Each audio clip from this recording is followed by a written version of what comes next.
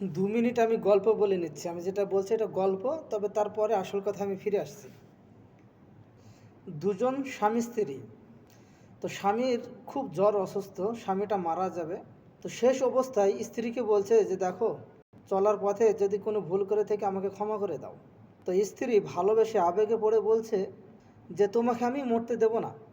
আজরাইল যদি আসে তাহলে আজরাইলকে বলবো যেন তোমার জায়গায় যেন আমাকে নিয়ে যায়। আর এই কথাটা রাতের বেলায় চলছে স্বামী স্ত্রীর ভিতরে।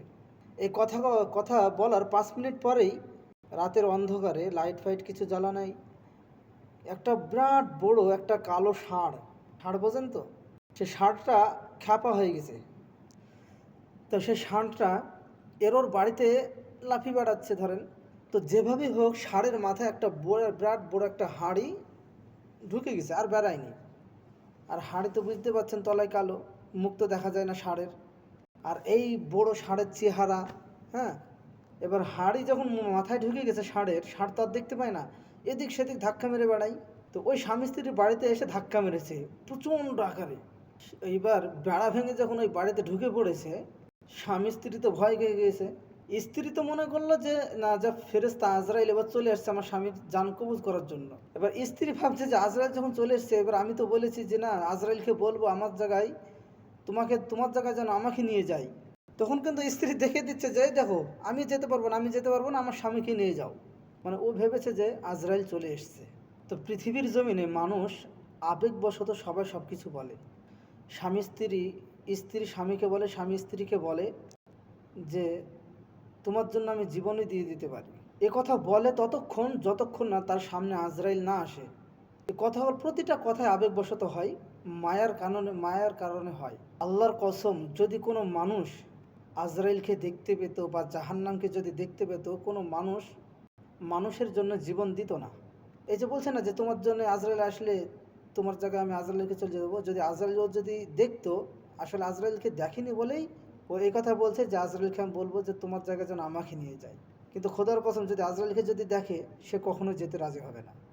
আমাদের দ্বারাই পাপ কাজ কেন হয়, গুনাহ কিসের জন্য হয়ে যায়? কেননা আমরা জাহান্নামকে এখনও দেখিনি, কিন্তু বিশ্বাস করি শয়তানের ধোকায় পড়ে, শয়তানের ইতে পড়ে আমরা গুনাহ করে ফেলি। কিন্তু যদি কোনো মানুষ যদি জাহান্নাম যদি দেখতে পেত, খোদার কসম কোনো শয়তানও তাকে কিছু করতে পারতো না। যদি কোনো মানুষ জান্নাত দেখতে পেত, কোনো শয়তানের দ্বারাই কোনো কাজ হতো না, কোনো মানুষ পাপ করতো না, গুনাহ করতো না। আসলে আমাদের ইমানটা দুর্বল। তবে তোমরা এটা কখনো ভেবো না যে প্রতিটা মানুষ বিনা স্বার্থে দুনিয়ায় বসবাস করে। প্রতিটা মানুষেরই স্বার্থ আছে, সেটা হোক বা ভালো বা খারাপ।